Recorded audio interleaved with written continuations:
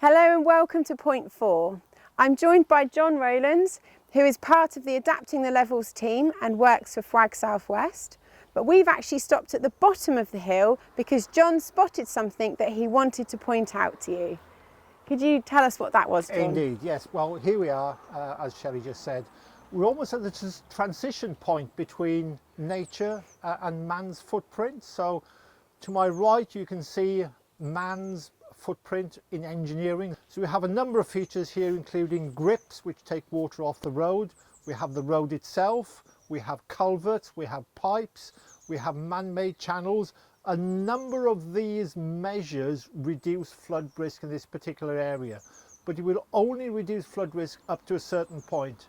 And with future climate change, maybe these elements which reduce flood risk now may not necessarily be appropriate or acceptable or even possible moving on into the future. Thank you very much, John. And now while John and I make it up to the top of the hill, I'm going to pass you over to Emma with the sandbox, and she's going to explain a bit more about how water moves down Lascott Hill and into this lane. So welcome back to the sandbox. Now what we've got here is we've made a very rough representation of Lascott Hill where you're standing. You can see the village hall down the bottom, there's the cars in the car park, hedge and gate, and we've got the woodland up at the top. Now in reality, the woodland also extends out over the other half of this hill. But we've taken that away just so you can see the effect on the water and the way that it runs off when we remove some of those trees. So I'm just going to make it rain and you'll be able to see the difference in the way the water runs off of this part of the hill where there's no trees and the part of the hill where there are trees. Now some of that water gets held back by the woods. What happens in reality is that on that wooded part, some of the water never hits the ground. It gets intercepted by the trees, and then the water that does make it to the ground, there's a greater level of infiltration of the water getting soaked into the ground. So we get less surface water runoff from the wooded part of the hill than we would from the unwooded part.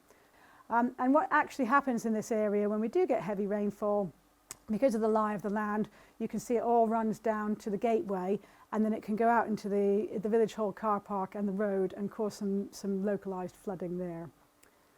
So trees planted in the right place are one of the ways that we can reduce the effect of surface water runoff. So now I'm going to hand you back to Shelly and John over at Lascott Hill. Thank you, Emma. And John and I have now made it to the top of the hill. So could I ask you, John, to tell us the difference between two types of water management, conveyancing and slow the flow? Indeed, a huge majority of rivers across the whole world, their basis is on conveyance, i.e. getting rid of water from point A to point B as quickly as we possibly can. It's slightly more challenging in Somerset here just because the topography and the geography doesn't lend itself well to moving water from point A to point B just because it's very, very flat.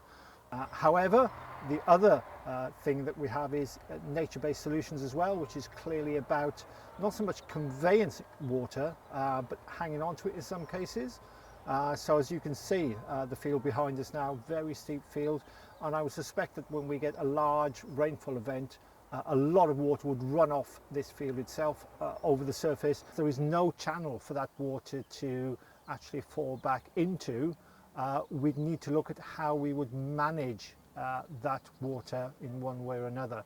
Now there are a number of solutions around those, and some of these include NBS or natural based solutions, which is looking at elements within the natural environment which will help slow the flow of the water across the land itself as compared to slowing the flow within the channels themselves.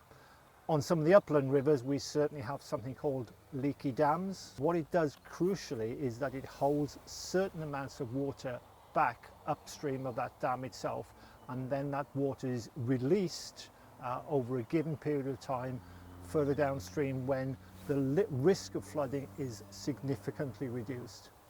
Other elements within natural based solutions include trees, hedgerows, ponds. The other thing we need to consider is drought as well, because there's always either too much water in Somerset or not enough, and we've seen both of those examples in the last decade.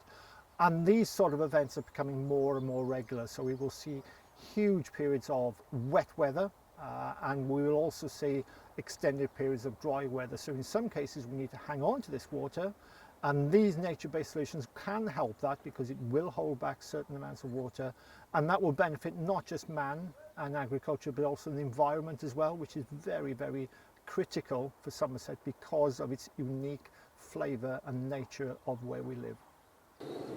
Thanks for coming and sharing your expertise today, John. It's been a pleasure to have you here. And the rest of us are going to carry on now along the ridge, where we're going to enjoy a fantastic view of the Somerset Levels and Moors.